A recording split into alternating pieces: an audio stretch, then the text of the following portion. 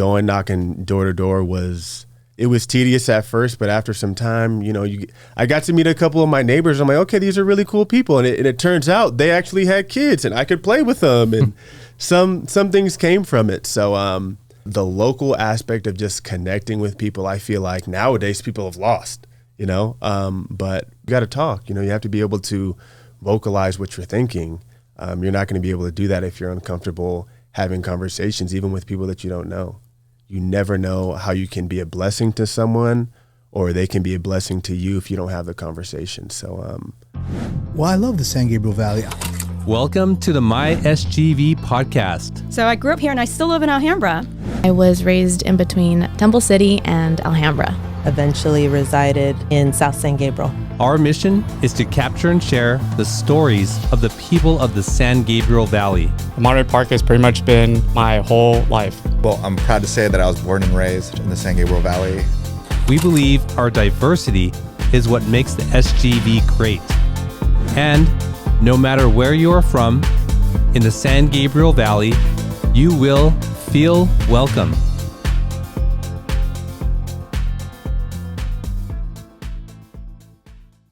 All right, SGVers, welcome back to another episode of the My SGV podcast. Thank you for tuning in. We do appreciate it. If you are new here, we bring you the stories of the people of the San Gabriel Valley.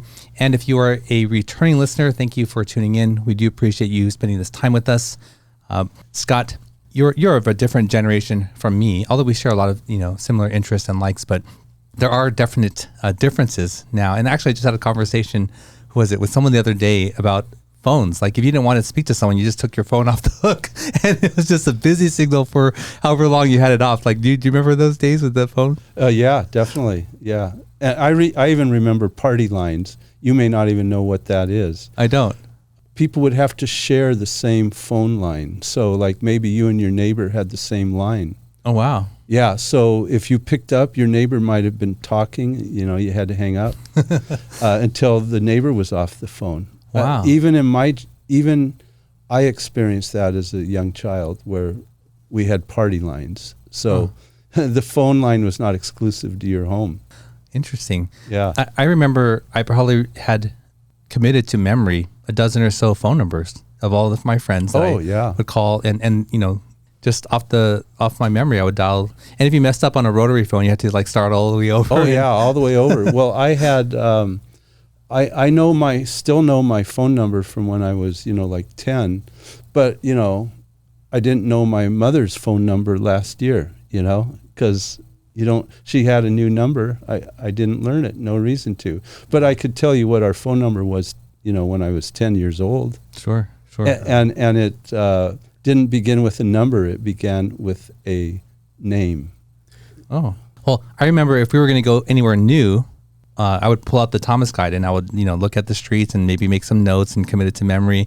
It was kept under the seat and pull it out in times where I was lost. And that's completely gone now. I mean, people don't even know what Thomas Guides are. Yeah, I still carry one, but it was, published probably in 2000, but I still have it in my car just, in case. As a backup. Yeah. Yeah.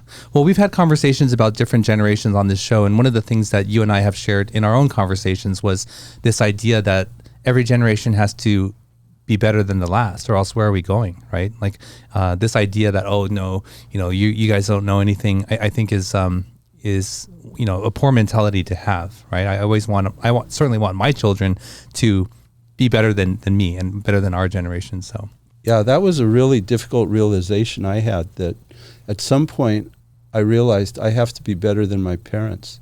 And, like it was almost heresy to say that. Sure. That I can be better than my parents, but you have to be. Yeah. You have to be. Yeah, absolutely. Well, before we get into today's guest, I want to say thank you to Paris Baguette for sponsoring the treats behind me. Always delicious, always a challenge to resist. But if you haven't already, go check out Paris Baguette in San Gabriel. Well, let me introduce today's guest. We're sitting down with a trailblazer whose journey intersects the worlds of sports, academia, and business innovation. A leader fresh from the collegiate sports arena, vaulted into roles that shape the future leaders of tomorrow. He's not just a former gridiron gladiator, but also a titan of educational reform and a champion for diversity, equity, and inclusion. He's navigated the halls of USC, earning not one, but multiple advanced degrees, and then stepping out to redefine entrepreneurship and real estate development. He's been a voice and a force from his strategic insights on a board that connects athletes with their legacies to masterminding operational strategies and cutting-edge tech firms.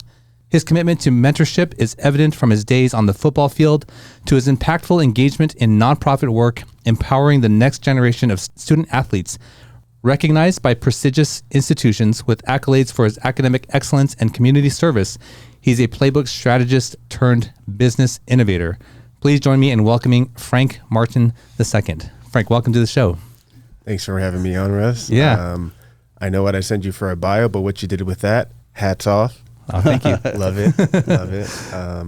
Thank you guys for having me on. Just really welcome. looking forward to, I guess, telling my story in a capacity. I know as we talked about a little bit before, I'm 26 years old, so the story is still being written, but I feel like it's important for everyone to document and storytell and just be able to look back and just say like, hey, like, where were you at 26? Right. You know? Yeah. If people look back and compare themselves, and you seem to be quite advanced, but we'll find out. We'll find out more, as we get more to your story. Go through the next hour. Yeah. So, Frank, what's your connection to the San Gabriel Valley?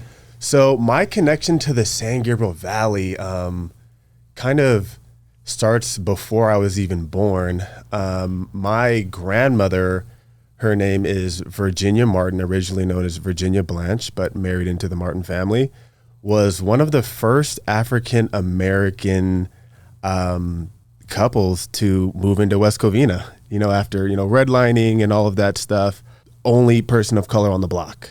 And my grandfather, Tommy McCoy, was like, I need to go, somewhere where safer, and looked around and found a real estate agent that was willing to work with them, and they made it happen. So went there, had other neighbors try to buy him out and get him to move out, but they said no, this is the place where we want to be. And ever since then, my father being a West Covina local too, we've just been born and raised, repping the 626 West Covina. What year did your grandmother move there? I have to say like early 50s, somewhere in that range, 40s in that kind of realm. Mm-hmm. But she was a trailblazer herself too, originally from Chicago, and was there in protest for Malcolm X, Martin Luther King. Actually ended up being a valedictorian at her high school, which allowed her a full scholarship to be an X-ray technician at Xavier University. And in Ohio. In Ohio, yeah. But then came over here and said, hey, you know what? It's a lot more mellow. There was a lot of, racial violence over there and a lot of rowdiness. I see. So from Ohio, she moved to West Covina or elsewhere? West Covina, from over there. So her stories of just, how the world was in her time was fascinating to me. Just how, she navigated the world, and how we're in, Southern California now, and it's completely different from, Chicago back in those days. And the way that she was able to persevere is just very inspiring. And I felt like that kind of trickled down into me, because I know my history in that aspect of, we come from people who fight, people who persevere, people who, make things happen and change things for the people around them. Did you grow up in West Covina? My entire life. Yeah, born and raised in West Covina, but I was born in Baldwin Park, Kaiser Hospital. Mm-hmm. Born there, went to San Jose Charter Academy, which is by far, if not the greatest middle school / higher education up until 8th grade school around. I remember when it was time for me to look for schools, my mom was like, I don't know where to send him to. And I guess there was some kind of like lottery system to get into newer kinds of schools, and San Jose was a charter school. So it's like, it's either you had to have had a sibling prior that went into there, they gave you automatic enrollment, or they did like a lottery system. And was one of the lucky lottery winners, and was able to go there and, just really just build a great fundamental basis for pursuing education, being around a variety of different ethnic backgrounds, and just knowing more people. I feel like the biggest thing that some of my family members have told me is that you don't have to look too far. Just look in your own backyard first, see what you can find there, and then you can build, and I feel like now, since I'm separated from college, I'm really back in that mode of just like finding out more about people in my local surroundings, seeing what their talents are, what your skill set is, and maybe we can, work together in some capacity to build something better or something that hasn't even been created. So are you still in West Covina? Yes. And what do you do now? So I work in marketing and sales right now in a Fortune 500. I'm not going to specifically say their name because I don't have any ownership in the company. Coming from the VC background, that's kind of a big thing for me. When I want to rep something, I want to like have some sort of tie into it, similarly to like how you guys took the wrapper off this water bottle, right? They're not paying you anything for it, right? Yeah. So in that same sense, we have to hold everyone to that same kind of standard. And also we want to get into, name, image, and likeness For issues, you as a former college athlete. But let's go back a bit to your grandmother. So she grew up during these years that were very important for the civil rights movement, the 50s and 60s, the leaders that were in place at that point for the various ethnic groups. You mentioned Martin Luther King. So what was her experience? What did you learn from it? How has it shaped you where you are today? Yeah, Malcolm X, Martin Luther King, Elijah Muhammad, all of those guys were, around the Chicago area, just trying to build community, trying to get people on the same page. And what she had kind of told me about that was that she was just inspired about the leadership aspect and the unity that people are trying to bring. They're just, trying to bring people together at the end of the day. And the ability to get people to agree on something is something that can produce progress, but you're not going to be able to do that unless you have the conversations, and these leaders are willing to have these kinds of conversations. So she just always told me to just be willing to do that, be willing to have conversations with people, hear people out, be able to see things from a variety of different perspectives, and from there progress can be had. So I'd say that being open to a lot of different things, hearing people, and then just having the courage to say something were some of the key things that I learned from, her experiences going to some of these different rallies and meeting some of these different people. And from there, she said, it's getting a little too rough, though, in Chicago, and decided, hey, we need to go somewhere a little calmer. And that's why she, chose to go to Southern California, a little bit, more calm, more diverse, and she made it a place for her own. Sometimes I get a little bit cynical about people and history repeating itself, and you feel you've made a lot of progress, and then you look back and maybe you didn't make as much progress as you thought, or maybe those gains are taken away, and maybe now you have to start fighting all over again for the same things that you were fighting for. This is the nature of people. Sometimes I get a bit cynical. What do you think about that? I think at the base root of it that you have to keep challenging. Everyone's fighting challenges, but the baton gets passed down. What are you going to do with the problems that you're currently facing? They're going to be different from what my dad faced, different from what his dad faced, but are you still going to have the courage to stand up for what's right? I think that's really what it is at the end of the day. So regardless of if it's the same thing happening over and over, just continuously finding different kinds of ways to maybe get a different result. Because if you do the same thing a variety of different times, I think that's the definition of insanity. So I don't obviously want to become insane, but learning from the past and trying to see how we can reinvigorate what they did, but only do it maybe 2% better, like Virgil Abloh said, rest in peace, with his, his clothing brand. You know, he only, it was Off-White, by the way. He only innovated the Nike shoe 2%. He added air on the side, right? And it went viral, but the simplicity of it, you know? So just finding small things to reinvigorate, or not even reinvigorate, but small things to change to hopefully get a different result. Things don't work, continue to go to the drawing board, watch your tape, learn as much as you can, seek out new counsel, and just don't give up. From what you heard from your grandmother growing up and from what you see now, are you encouraged, or do you feel, as you say, you're just always, you've always got to be challenging? I do feel pretty encouraged, though there's a lot more, you know, room to grow.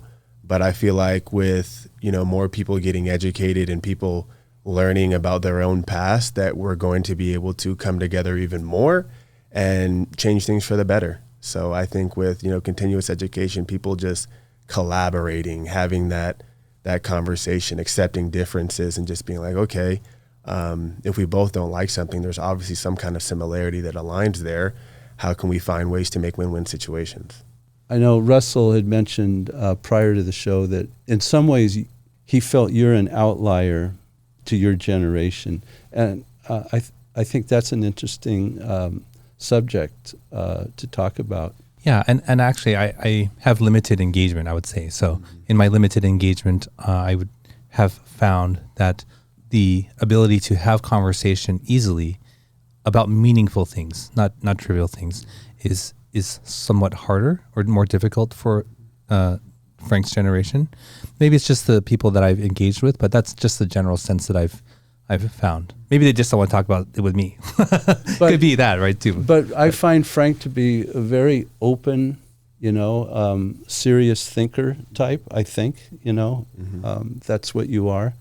Yeah. But do you feel you're different? I think everybody's different. I just, my story, how I was raised, went through a good amount of challenges. And my dad had a difficult life within himself, and just learning through him kind of made me mature a good amount faster. And I didn't really have that ability to, I guess, maybe put things off to the back burner and like think about it later. I thought about it now because my dad told me about it. And I just want to go in there and just say, like, having a father in your life is a huge thing. A lot of people, especially the guys that I went to college with, didn't have that supporting cast around them. And I was really able to see, like, how, you know, I could go ask my dad for counsel, and other people didn't have that. So just the continued family unity is something that I'm just going to continue to preach, and just, I know how that carries on in the future, is just of, you know, civilization and people fighting for what they believe in. So it all starts at home, man. You got to have a solid homeroom base to talk about things, man. And if you don't talk, then you're going to repeat the same thing over and over again. So having conversations like, you know, a closed mouth doesn't get fed, son. Yeah. If you want something, you got to go ask for it. When I went to, I played baseball at West Covina American Little League. It's a great spot if you want to go and play. Right by Maverick. I don't know if you guys are familiar with it at all, but we always used to have these, you know, little chocolates that you had to go and sell, you know, to fundraise for your team. And usually, you know, some of the parents are like, hey, you know what, I'm just going to sell it to some of the people at work. I'll do it for you. Don't even worry about it. My dad always wanted to teach me lessons. And he said, you know what, son, you're going to walk on every single door. I don't care if they close the door in your face or not, but you're going to have the conversation. And it's just small things like that I felt like really kind of separated me, because I really feel like I understand what it's like to have to do things from the dirt and build yourself up, you know? And like I said, just huge testament to the family. Family is really important in that. So West Covina is a nice neighborhood city, right? Lots of neighborhoods, and for the most part, feel a nice little league park there. There is on Azusa, right? Mm-hmm. Yeah. So when I was a kid, I had to go door to door, always doing fundraising for my school or for, you know, sports or whatever. And that was your reality growing up as well. Mm-hmm. Was that easy to do? I think at first for everyone it's kind of hard, but then you just get used to it, you know. But your dad sort of made you do it, different than a lot of the experiences that you're maybe. He made me do that teammates because he knows what it builds. He doesn't want, you know, somebody who was super shy. You got to talk. You know, you have to be able to vocalize what you're thinking. You're not going to be able to do that if you're uncomfortable having conversations, even with people that you don't know. You never know how you can be a blessing to someone, or they can be a blessing to you if you don't have the conversation. So going knocking door to door was tedious at first, but after some time, you know, I got to meet a couple of my neighbors. I'm like, okay, these are really cool people, and it turns out they actually had kids, and I could play with them, and some things came from it. So the local aspect of just connecting with people, I feel like nowadays people have lost, you know. But back in the day when I was living on Evergreen, it was a lot different. I remember riding my bike down to Cortez Park, going to Classic Burger with a couple buddies, but it just seems like nowadays you just don't really see that kind of engagement from, you know, kids anymore, and everyone just, the playing field has changed from, you know, meeting out in real life to, you know, going on duty, going on COD and doing all that. But I feel like you're missing a lot of life. I know you can still talk and connect, but I'll never forget the experiences I had, you know, after Little League practice, just riding my bike, get a burger, go back, watch some other teams practice, play butts up on a wall. You know, I don't know if you guys know what butts up is. And watching the older kids play, and then going back home and just being like, man, that was a really fun day. You know, just no media, no real phone like that, just really being where your feet are. So, are you wondering what butts up is? Yeah, I don't know that. I think this is what I think it is. Like you take turns with your friends, and you stand against the wall, and your buddies try to like hit you with the tennis ball on the butt, and it's like you get hit or you don't get hit, and then your buddy takes a turn. Is that how you guys play? Somewhat. So like, imagine there's a wall right here, and you both have a glove and a ball, right? So you throw the ball at the wall as hard as you can, but you try to make the ball get like weird hops. So you try to throw it at the crack or something. And if the person that threw the ball or the next person next to him bobbled the ball, they had to drop it and run and tag the wall before the other person got it and throw it against the wall. So okay, that's totally different. It basically was like, you got to field the ball clean, you know, field the ball clean, throw it to the wall. It's basically like taking infield, but without a person hitting you a ball with the bat. So we were just always finding little ways to keep ourselves busy and just get better at the end of the day. So I wish that was the case now. I think numbers at West Covina American Little League are a little lower than what they've been in years past. But I mean, I think that's across the board for youth sports, period. You know?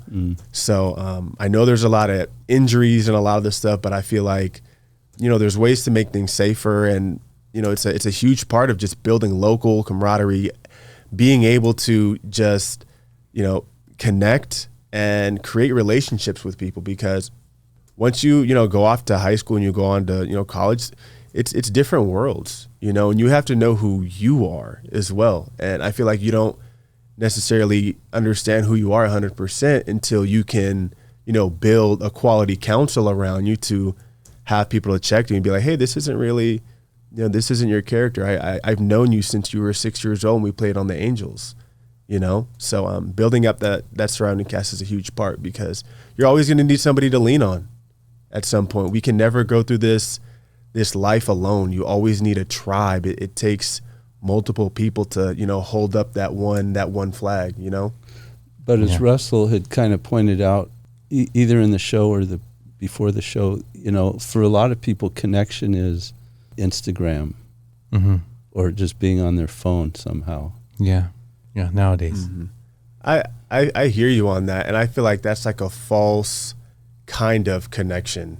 And you're still seeing now, like, guys are feeling lonelier than ever. You know, people are, mental health aspects, you know, people with depression not even having the ability to say anything because they don't have that right surrounding cast, right?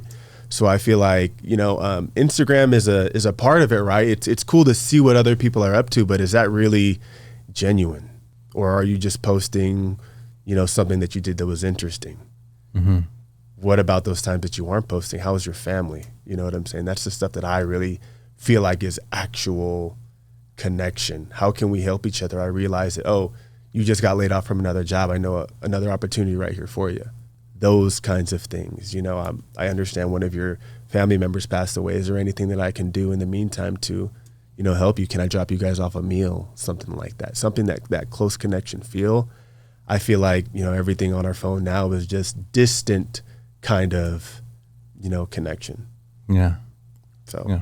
When we first talked, thank you for sharing that thought. When we first talked, you talked about this story about your dad and the choice of where to go ultimately from to high school,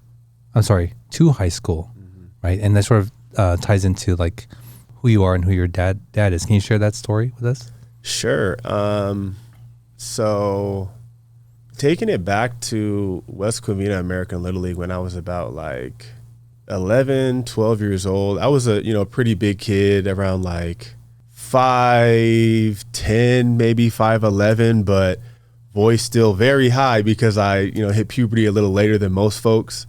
Other guys were, having full beards and stuff. And since I was a bigger kid, I guess word had kind of spread around, town that, I was of age to go to a high school somewhere. And keep in mind as well, I never played a snap of football in my life.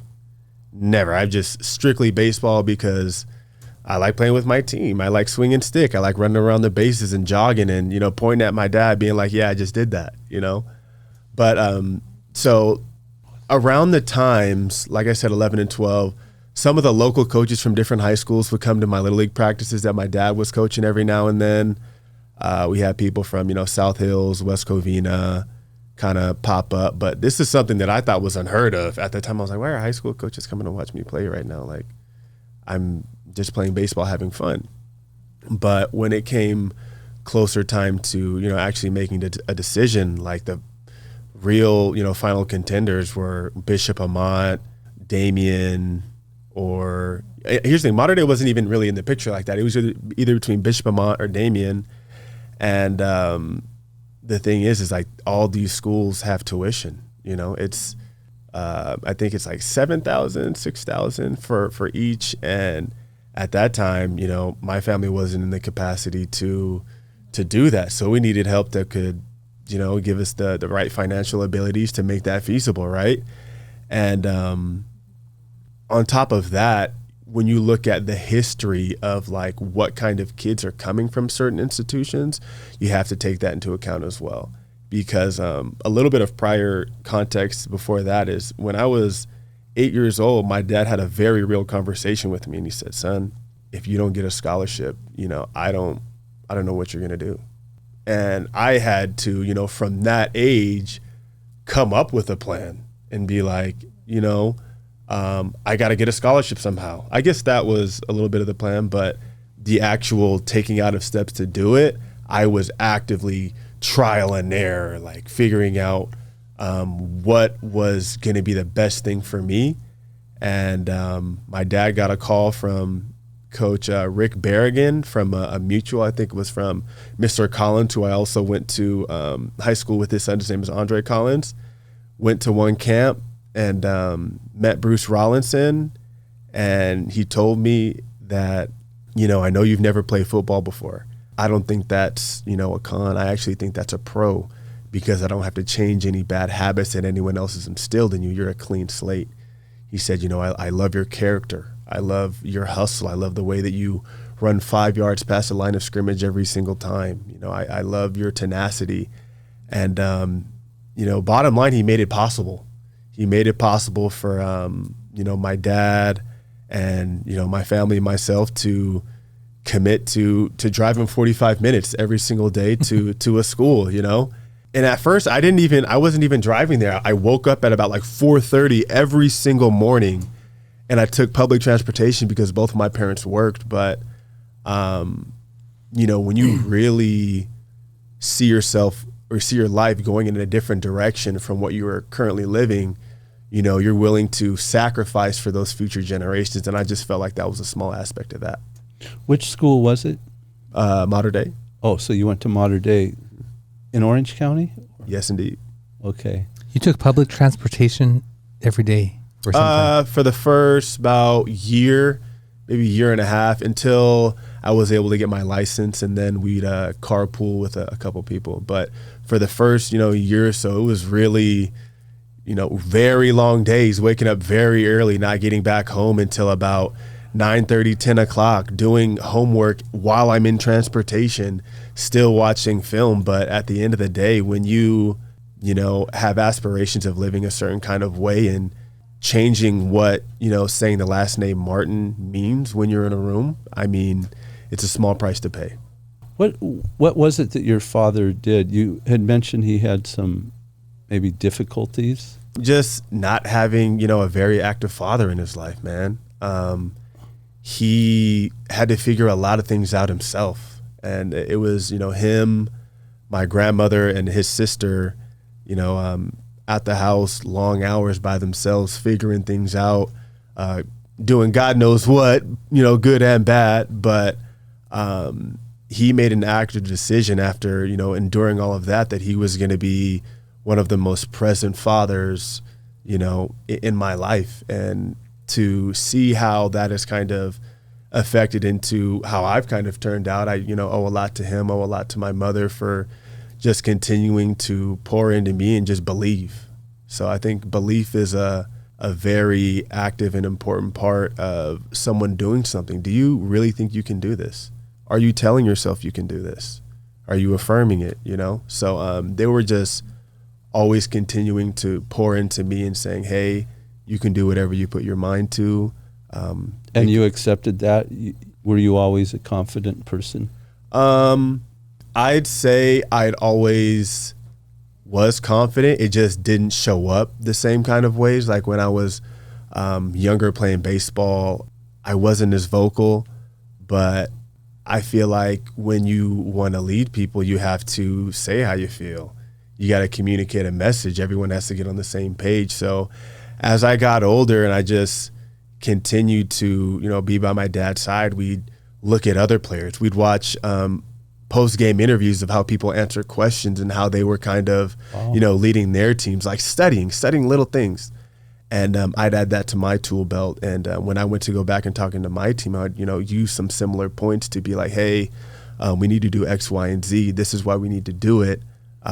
It's going to give us the best result. So just always finding different ways to make things better, learning from a variety of different people, a variety of different industries, just always just trying to find competitive edges, I guess. So, oh, that's powerful. Yeah. Yeah. Well, some people may think of like going to a school like Modern Day, like very privileged, but wow, what a incredible undertaking to, get up every day knowing what's ahead. And, we haven't even got into what that might have been like in a school like that, where you're coming, where they know that you're taking public transportation. And wow, what an incredible story. Yeah. Thank you for sharing that. And just to add a little bit more onto that, like if people don't know about Modern Day, like a lot of founders, kids of companies go there. It's a very affluent school. And like you said, I was pulling up on the bus and I see, people driving up in GLEs and Mercedes, and I just knew that something wasn't right, and I learned from all of these people. I had conversations with them. I was like, okay, what's your what does your dad do? What does your mom do? Like, what did that kind of process look like? Because I was always hungry to learn about, how people built things. You didn't resent it? No, because I felt like everyone has their own story and path line. Everything lined up. Everything I'm not is making me everything I am, bottom line. But I knew that if I had the people around me, that it would behoove me to ask questions, to not make mistakes that people in my city aren't even asking. It's just different conversations in different places. When I'm in West Covina, it's more about like paying basic bills, finding, different kinds of, not white collar, but just, entry level work. But when I go into, the different areas of like Newport and Huntington and even at school, it's it's different. They're like, okay, I just got back from Stagecoach. I was, at my dad's spot doing this, and that, didn't pay for anything. And I'm like, that's great. What'd you guys do to get to that point? I was that kind of guy. I was just interested to know, like, okay, you're here. I'm obviously not, but I'm going to find a way to get there. And I'm going to ask questions to better tailor my journey to get to something in a more efficient way. Mm-hmm. The next stage of your journey is to USC, right? Mm-hmm. From there. Can you talk a little bit about that? How did that come about?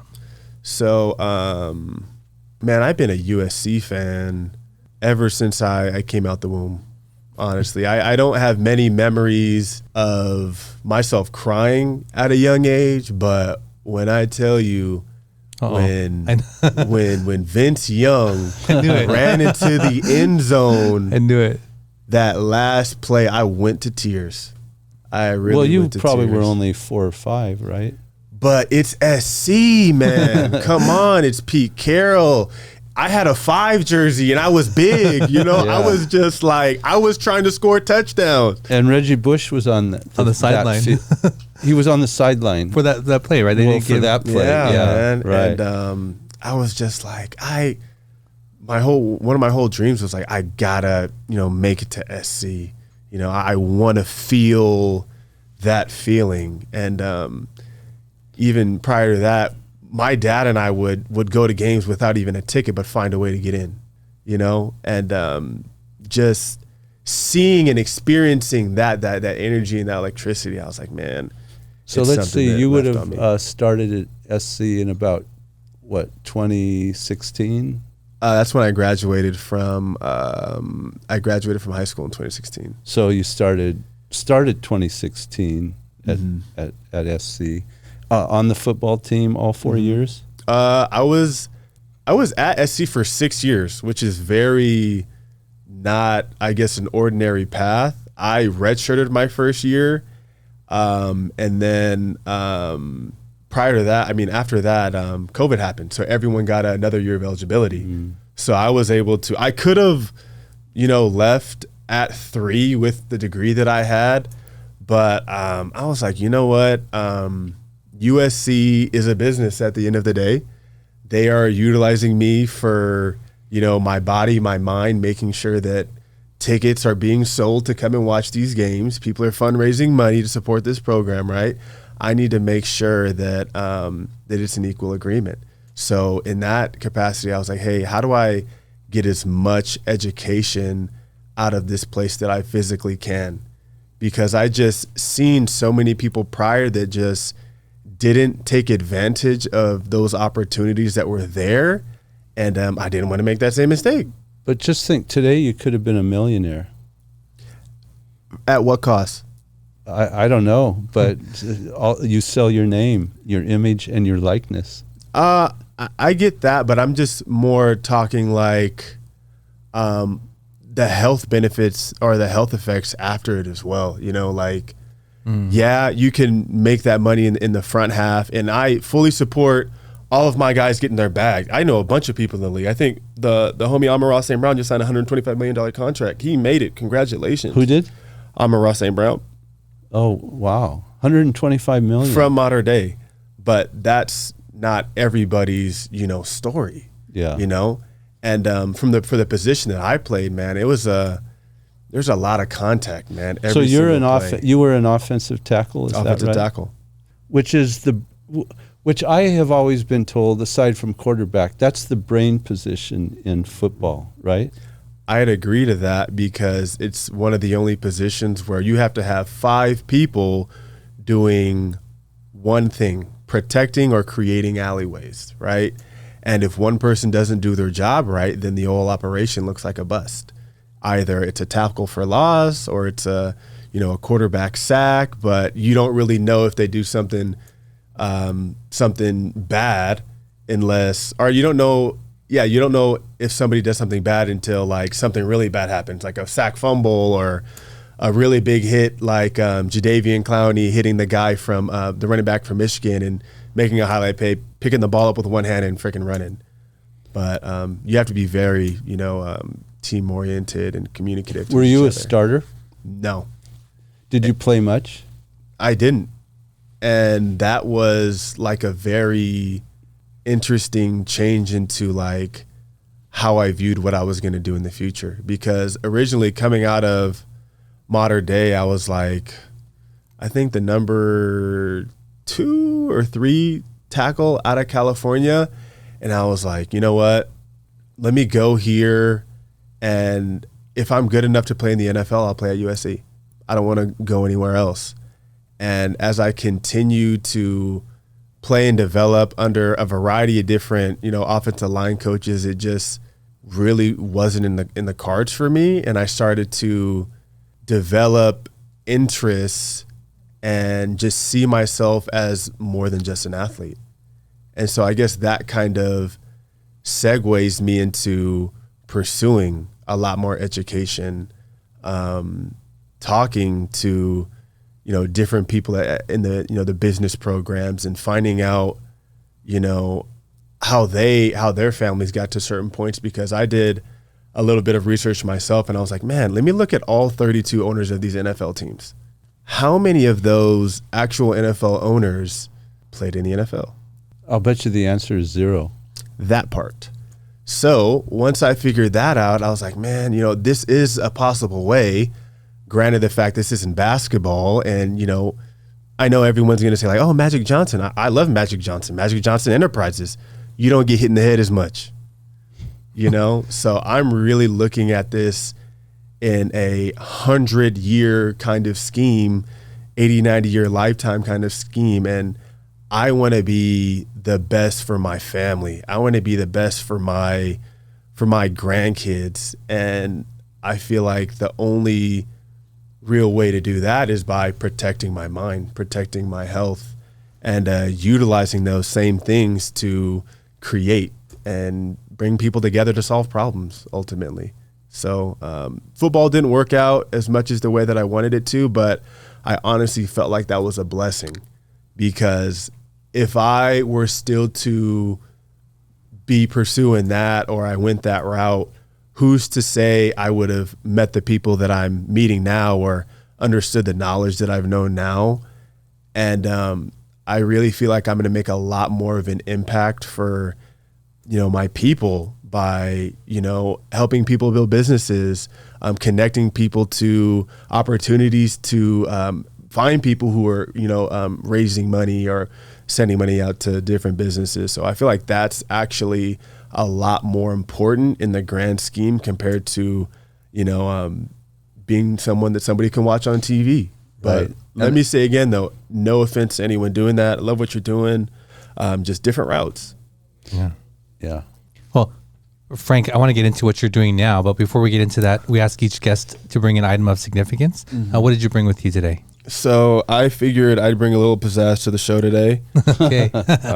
So this first thing here is a Rose Bowl ring. This was during my redshirt freshman year. Big shout out to Sam Darnold, Deontay Burnett, and Leon McQuay III. If it wasn't for them, this ring wouldn't be in my hand.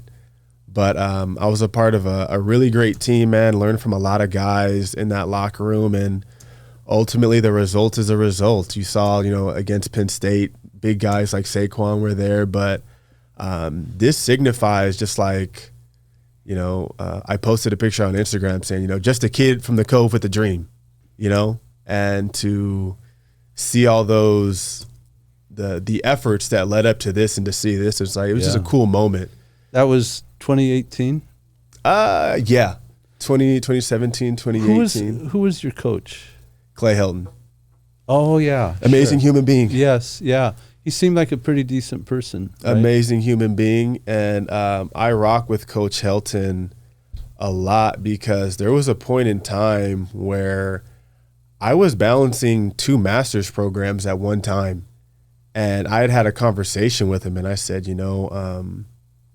there's not enough time in the day for me to be doing both of these master's programs and continuing to, pursue my athletic career. And granted, my athletic career wasn't what I thought it was going to be. We had a conversation together, and we had talked about, strengths and weaknesses and what was the best thing for me to do next? And I don't know if this has happened to any other collegiate athlete, but I got, a job working within the athletic department instead of playing. So instead of being a football player and being on scholarship, I was the head student director of diversity, equity, and inclusion at USC, working under Dr. Julie Russo. So basically what we did was we just made sure all ethnic backgrounds felt heard. We held a variety of different like town halls, mental health summits, to just create environments where people felt like they can go to work and actually feel represented, feel like people care about them. So that, and bringing more therapists to the staff, therapists of color, because I remember during COVID and all the George Floyd stuff that was going on, we had a lot of people that needed, to talk to somebody, but we just didn't have the people on staff to do so. And after a couple of conversations, the department decided to, bring on a couple more people to accurately represent the tenure or the amount of people on the team. And, a lot of people benefited from that. So Clay Helton saw me as more than an athlete. Clay Helton saw me as, somebody who was going to make a change for, not only people in the athletic space, but somebody who was going to be a change agent in general, somebody who always fights for the right thing, someone who shows up 10 minutes early to everything, someone who, diligently takes notes, who's, very active and aware, but, following pursuits just outside of athletics. And he was completely fine with that. So shout out to him, Miss Angela, always being very supportive of just, doing what's best for me at that point. And I don't feel like every coach, is in your corner like that, because everyone has, to pay their mortgage. They're not necessarily looking out for what you're going to do outside of football. They're really just focused on what you're going to do for them on that field. And a lot of parents nowadays are unfortunately sold. You take them to parents are taken to the home, or coaches go to the parents' house and they tell you a lot of different things about how they're going to look out for your child. But what happens when, they're not playing the first 2 years or something, or they need a little bit more time to develop? That's when I really want to know, what kind of a man are you? Are you still going to, pour into my son? Are you still going to, give him the resources to, pursue what he wants to pursue? So conversations are important, but you got to find ways to get to finding out how people are genuine or not. Yeah, that's a great story. Thank you for sharing that, and thank you for bringing that in. There's a second ring as well. Another ring. There's another one. Yeah, let's hear it. There's another one. So I brought this because the Pac-12 no longer exists, and SC is no longer in the Pac-12. Big Ten now, right? Big Ten. So I thought this would be a cool kind of collector's item. This game was at Levi Stadium against Stanford. And honestly, I didn't even go to this game. I watched it from my house because they gave us an option to either drive up with other teammates or you weren't going to go. And I was like, man, I'm not playing. I'm not doing X, Y, Z. I don't even really feel like I'm a part of it. But I was, very aware that was a lower point in my life where I just wasn't accepting of being a teammate, and I should have been there with my team. But was that the Pac-12 championship game? Yeah. Yeah. But, coming out of high school with just a lot of, just thinking things are going to go a lot more differently, and how, you just think that, things are going to go a certain way, and they weren't. It was challenging at that time. And that's where I really had to, look deeper and explore more places that would, value what I had to offer. And, I did so. You just felt it was time to move on to your next stage. I felt like, even in the conversations that I had with a lot of my teammates, like, we would just, talk about completely different things. I was always really just into finding ways to provide for my family. You know, a lot of people weren't really thinking that far ahead. And in my head, I was like, man, okay, if football doesn't work out, I need to, you know, cultivate another plan. So I was always just trying to be around like-minded individuals who wanted to progress, you know, professionally.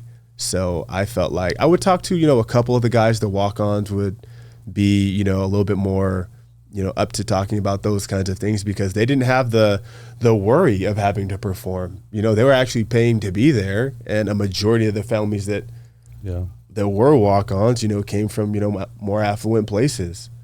It's interesting because it's like some people have to sacrifice so much just to get that opportunity, you know, but you can pay for it too. I'm curious about one thing with USC going into the Big Ten now.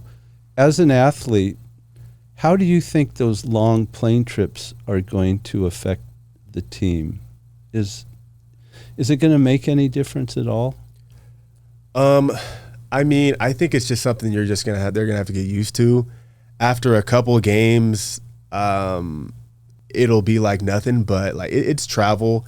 If you're going to, you know, Denver playing in altitude, like unfortunately we saw the Lakers, you know, you get to like really feel that, I guess, but you get into a real routine when you're in an organization like that, man. It's very professional. Everything's to a T, and they're going to give you ample time to be ready to perform on that stage. So as an athlete, does weather affect you? What would be the things that would affect you in a game? Weather's for sure something that can affect you. Remember watching the Miami Dolphins play against the Kansas City Chiefs? Yeah. And it was freezing cold, and Patrick Mahomes' helmet cracked. Like, Kansas City was more prepared for that game. They've played in that. If you're, you know, on the Miami team, you're like, what is this? You know? So there's a variety of different things that can take place, but as long as there's a ball on the field, you need to compete. That's all that, you know, USC fans want to see. They want to see you win. That's what, you know, gets donors to donate money. That's how the whole ecosystem goes. You got to win. I'm just trying to get some betting tips. Some betting. Hey, actually, I'm not even going to say it. They're not sponsoring the video. They got to tap in. Yeah. Well, we're going to move the show on here, Frank. I want to learn more about what you're doing these days, but let's take a quick break and we'll be right back. Let's do it. Sometimes, even the best of us can slip up.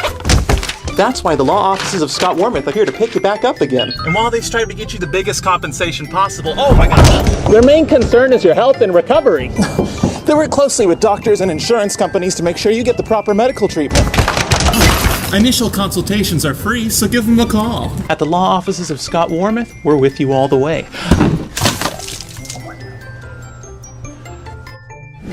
I'm Scott Wormuth. We've been fighting for your rights for more than 40 years. All right, we're back with Frank.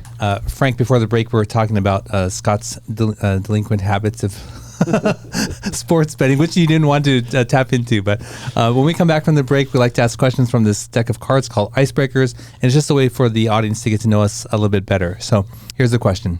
What's something you will never do again? That I'll never do again.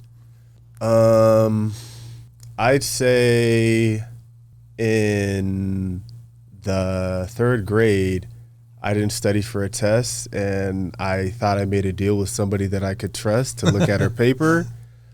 Turns out she had actually falsely taken the test and worked with the teacher and called my parents. And it was bad, you know. I had a very disciplinary, you know, kind of household, very like strict to agenda. So I'd say never cheat or, you know, try to, you know, get off of somebody else's hard work. You know, you got to get it yourself. You got to be prepared. Yeah. Okay. Nice. I like that story. Scott, you want to go next or you want me to go? You go ahead. Scott's in anguish over there. Yeah. Deep thinking.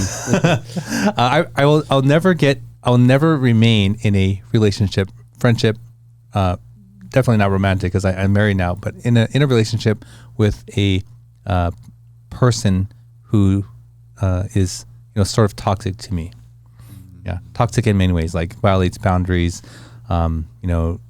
really poor in communication. And I mean like in close relationship with where those sorts of things really affect my life, right? Like on the periphery is not so much, right? But someone who's in my inner circle, no, definitely not. I'd 100% agree with that. Establish the boundaries, man. And if people don't want to follow those, then maybe that's not the right mix for you. Yeah. Okay, Scott. I'm still in, anguish here.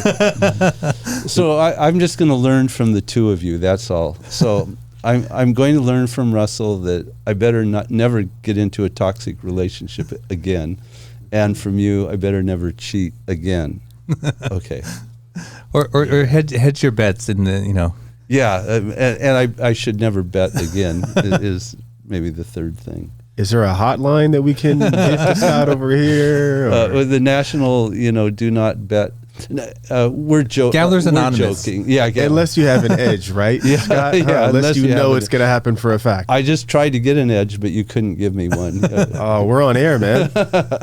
Yeah, I actually don't have a gambling problem, but I do like to, bet here and there, and. Especially with insider information. Well, keep yourself safe. if you're listening or if you're watching online, what's something you'll never do again? Let us know in the comments. So, Frankie, there was a direction you wanted to go talk a little bit more about in the show and your journey. Can you share that with our audience? Yeah. So, I think it was about like the end of my junior year where I was like, okay, I got to figure out other avenues to express myself, to find ways to build, right? And I finished my undergraduate degree. I did that in real estate development because my uncle runs a development company. And then I did a master's in project management thinking like, dang, okay, maybe I can be in construction management, or if I network myself in the right rooms that I can work at some kind of a startup and work on a product, right? Some kind of structural thing like that. But then COVID happened and we all got another year. And I was like, okay, I can expand my mind a little bit more. And I had originally wanted to go to SC and study business, but unfortunately, administration or whoever said that, you're coming here and you're playing football, sir. Like, you have a very strict schedule. And I'm like, huh? I'm trying to develop myself as a human being, please don't limit me in that capacity. But last year, comes and I apply to the Marshall School of Business and I get in and I'm like, okay, let me see how these other people are starting businesses. Let me see what that ball game is kind of like. And I went there and I emphasized in entrepreneurship and innovation, and it really just kind of opened my eyes into the different world of creation, of solving problems, of people really just creating different kinds of teams outside of sports. Like, everything is a team, but one person's goal is to, score a touchdown. The other person's goal is to get people to, maybe sleep better, but everyone has mission. So I went there and I was really into, helping other people. How can I help other entrepreneurs? Because I felt like, as an athlete, you're an entrepreneur. I was doing things entrepreneurial without even knowing it when I was in high school. I would send my highlight tape to every single coach in, the Pac-12 conference with my GPA. And I, had a little strategy to it. I went to the worst one first, and then I kind of went higher and higher and higher and higher. Entrepreneurs do the same thing trying to raise money, but they go to different investors and pitch, right? And ultimately, sometimes they get funding, sometimes they don't, but the whole idea of helping people solve problems and being around people that want to solve things that are meaningful to them gave me a little bit more of an insight on just like how to live a more aligned and meaningful life. And I feel like nowadays a lot of people are, stuck in trying to find out what that thing kind of is. And I feel like for me, it's, helping people. I know it sounds, very vague, but like there's a variety of ways you can do that. And I feel like if you look internally into solving, problems that you have, that later on, somebody else can benefit from that too. But you have to look, very internal and very deep and, be honest with yourself. Like, what kind of things are you really experiencing? Does somebody else experience this? and building a team that follows that mission too, that really has that problem really resonates with them, that like, damn, this shouldn't be the way that it is. I think about one company right now, Endel, which I was surprised about. I was like, man, I'm having a really hard time sleeping.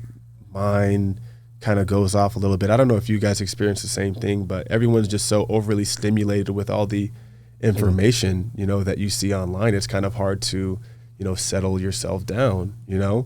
But Endel's came out and had a variety of different scientific backed tracks that actually help calm you, help get you in a more focused state. To what is that? Is it? It's soundscape. Sound. Okay. So sound. So it really helps like white noise kind of stuff, okay. all of that. But ultimately, just are you working with that company now? No, I'm not working with them. I'm just giving them like, I love how that was a problem that I was experiencing, and somebody actively like went out and did that. Yeah. Okay. Like Headspace is doing a very similar thing. They've got endorsements from like LeBron James and all that stuff because it's something that really needs to be solved. And I feel like for myself, in terms of career stuff as well, like I've been in a lot of those different environments, and I'm going to create my own thing. I have ideas of what that could be. I just ultimately, need other people to hear the vision and to believe in it. And I, really would talk about it on air, but like, there's a lot of people who just steal things nowadays straight from, social media. So it's like, I'm just really trying to, look for other kinds of developers that know how to, code and build web pages for specific kinds of layouts for how I want the user interface to be. And ultimately it's around like just helping people connect more, but in a local kind of capacity. I still work a day job. I moonlight, have a 9-to-5 working in, sales and marketing. But I feel like the only real way to kind of, I guess, live the American dream or live a life that you ultimately, your grandparents will be proud of is, you got to create something. You're seeing tech layoffs everywhere. You're seeing, people who thought they had secure positions finding out that they're, not really, passionate about it or whatever. There's no security in that. But I feel like if I'm doing something that I know that I'm passionate about and solving a problem that I'm currently facing, that, that gives me, all the meaning to actively pursue something. It's really encouraging to hear you talk about creating something, mm-hmm. which to me is, one of the highest forms of accomplishment, to create something, take where there was nothing and make something from it. But also, so I hear family unity, I hear education, I hear, creativity, mm-hmm. curiosity. These are all very positive attributes. You've had that experience, and then to hear pursuing the American dream, that's still out there. I don't know if it's necessarily the American dream per se. There's an idea of that, but it's just constantly evolving. Just financial freedom, I guess, in some kind of capacity, having the ability to control your own time and work towards things that you think are beneficial, solving, meaningful problems, doing things in that capacity. There has been a lot of, turmoil around that kind of phrase, because look how hard it is for somebody to find a house, look at how hard it is for people to, find quality places to work. People who have college degrees nowadays, a good amount of them aren't able to find work, So that's what has kind of segued myself also into, following a pursuit of creation. In the world of AI and all of these new sort of technologies coming about, I feel like creativity is going to be at an all-time high. You're going to have to be able to sample, I like to say, a variety of different things and make something new. Yeah, definitely. Well, Frank, we're going to have to move on with the show, but thank you for sharing all that. I just have one personal question for myself. What pound bowling ball are you throwing, and what's your average score now? So you must have done some research, huh? And you know what? Shout out Bolero in West Covina. I throw a 14-pound ball. His name is Carl Malone. He throws the heavy elbows. And I have a spare ball. My dad named it. It's called Papa Smurf. It's just like a blue, I think like a 11 or 12-pound ball. I don't know the brands per se. My dad's really into that. But yeah, man, we just finished up a bowling league with Bolero and West Covina.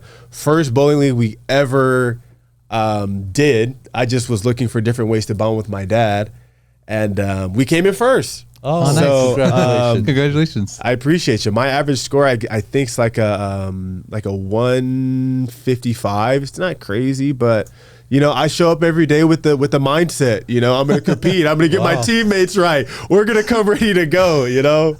Okay. Nice. Thanks for sharing that too. Well, Frank, we're going to move on to the final segment of the show where we get to find out what you like in the San Gabriel Valley. Let's do it.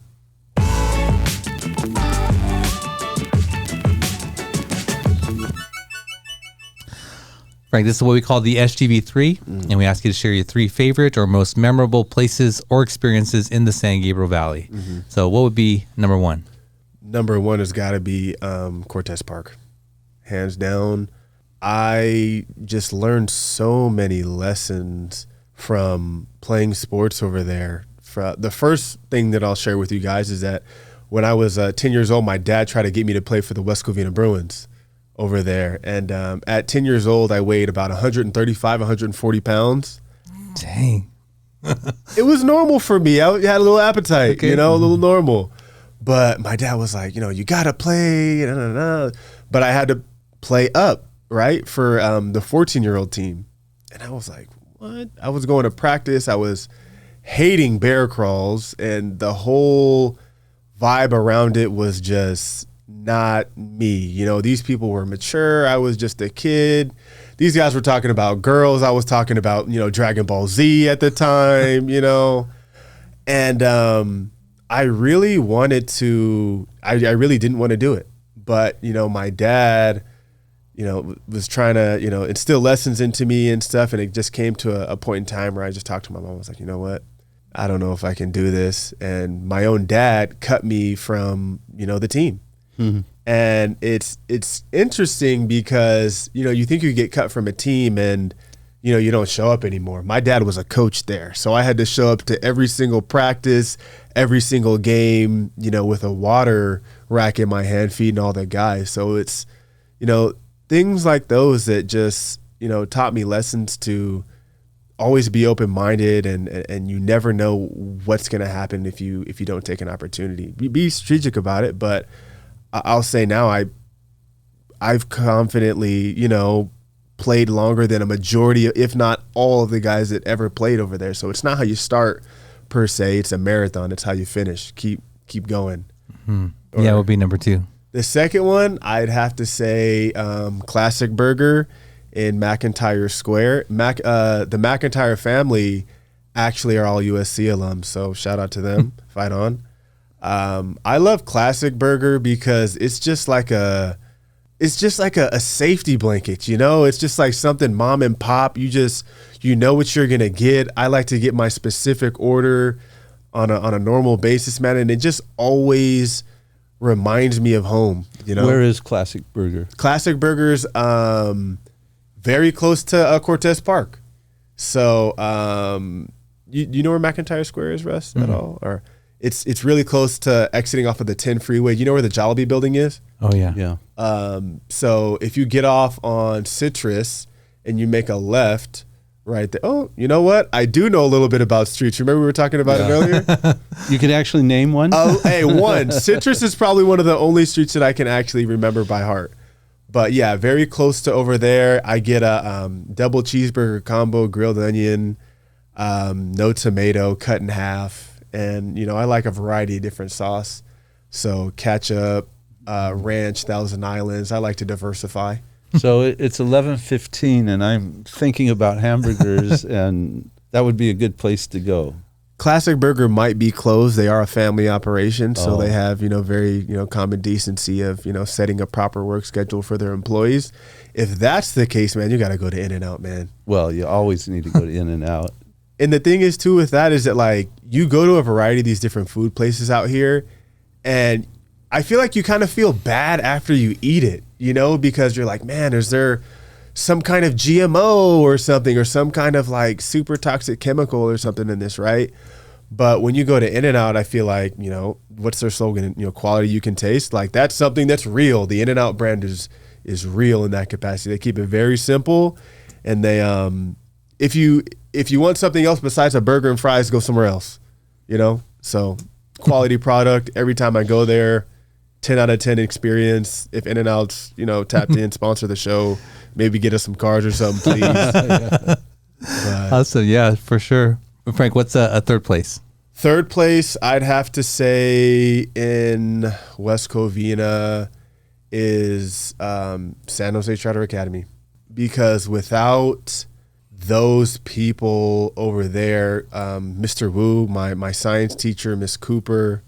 Danny Wu, my guy. Yeah. Danny Wu, just like, and you already know the energy and aura that Mr. Wu has, just like very uplifting, just pursue what you want to pursue, do things boldly, I don't think a lot of other kids have that kind of surrounding cast when they're going to their middle schools. Mm-hmm. And the sense of pride that they have instilled in education and to find ways is just remarkable. I think they're an Apple Distinguished School now, and for something like that in the San Gabriel Valley, I feel like, I don't know if there are a lot of other schools like that out here, but it's kind of like an incubator, but for actual, people in the San Gabriel Valley. And I recommend anyone living in, West Covina, La Puente area, if you can get into San Jose, man, you need to tap in, because they're really, preparing people for the future. And